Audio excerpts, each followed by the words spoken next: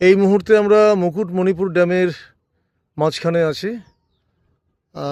এখানে ভাই এই দিলীপ সিং সর্দার আমাদের নৌকো বিহার করাচ্ছে।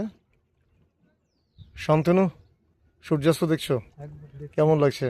সুন্দর, মন ভরে যাচ্ছে একদম এরকম ড্যামের জলের মাঝখানে এসে জলে অস্তগামী সূর্যের এই প্রতিফলন দেখছি, তার আভার বিচ্ছুরণ দেখছি, অস্তরাগের আবির খেলা দেখছি।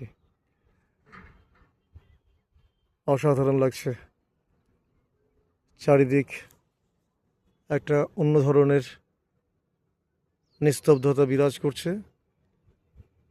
ড্যামের জল শান্ত,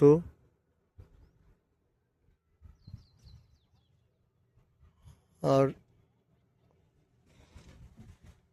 ছোট বড় টিলা জঙ্গল ঘেরা এই মুকুটমণিপুর ড্যাম বাঙালিদের কাছে অতি পরিচিত, এবং এই ড্যামে একবার না একবার প্রত্যেকেই ঘুরতে আসে। বাঁকুড়া জেলার এটা পর্যটনের মানচিত্রে অত্যন্ত গুরুত্বপূর্ণ একটা গন্তব্য। আমরা আজকে 27শে জুন। হ্যাঁ, কি বলছো? এশিয়ার দ্বিতীয় বৃহত্তম মাটির বাঁধ। আচ্ছা, এই ড্যাম সম্পর্কে দিলীপ সিং সর্দার বলছে যে এশিয়ার দ্বিতীয় বৃহত্তম মাটির বাঁধ আছে। মাটির বাঁধ বলতে মাটি কেন? বলো বলো বলো, বাঁধের পাড়টা। আচ্ছা, ওই ওই যে পাড়টা দেখা যাচ্ছে, পাড়টা মাটি দিয়ে বাঁধানো, তার উপরে পাথর দিয়ে পাথর চাপানো আছে। আচ্ছা আচ্ছা আচ্ছা, এই বিষয়টা জানা ছিল না। এই আমাদের দিলীপ ভাই একটা দারুণ তথ্য দিল আমাদেরকে, যে এশিয়ার দ্বিতীয় বৃহত্তম মাটির বাঁধ। আচ্ছা, প্রথমটা কোনটা তোমার জানা আছে? প্রথম, দ্বিতীয় বলছো?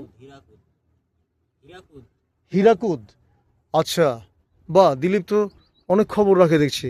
হীরাকুদ হচ্ছে গিয়ে প্রথম বৃহত্তম, মানে প্রথম হচ্ছে হীরাকুদ, মানে বৃহত্তম মাটির বাঁধ হচ্ছে হীরাকুদ, আর দ্বিতীয় বৃহত্তম হচ্ছে গিয়ে এই মুকুটমণিপুর।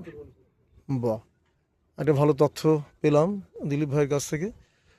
আর আমরা এখন মুগ্ধ চিত্তে তাকিয়ে আছি অস্তগামী সূর্যের দিকে। ড্যামের জলে সূর্যের আভার একটা স্তম্ভ তৈরি হয়েছে। অসামান্য নৈসর্গিক দৃশ্য একটি।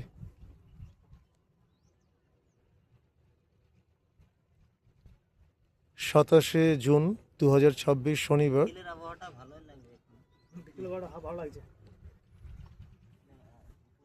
আজকের এই বিকেল গোধূলি লগ্ন আমরা কাটাচ্ছি মুকুটমণিপুর ড্যামের জলে নৌকো বিহার করে।